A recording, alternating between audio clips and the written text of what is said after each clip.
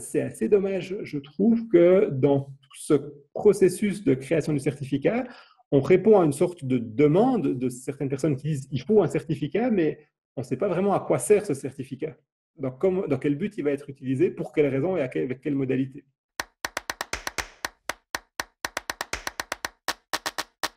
Le produit est plutôt bien fait dans sa conception. On a vu qu'il y avait une garantie qui était donnée, notamment que les données personnelles sont traitées exclusivement pour produire le certificat et ne sont pas conservées au-delà de la production. Donc ça, c'est déjà bien parce que ça veut dire qu'on ne va pas faire une banque de données centralisée de toutes les personnes qui ont été vaccinées, qui ont été testées, à quelle date pour les suivre. Donc ça, c'est quelque chose qui est plutôt positif. Ce qui m'inquiète, moi, c'est plutôt l'utilisation qu'on va faire parce qu'au fond, si on me donne un certificat respectueux que je peux simplement imprimer sur une feuille de papier et que je donne à personne, tout va bien, ou à celui à qui j'ai envie de le donner. Mais si dans les faits, je suis obligé de le montrer tout le temps et à tout le monde, alors là, on a un vrai problème pour la sphère privée.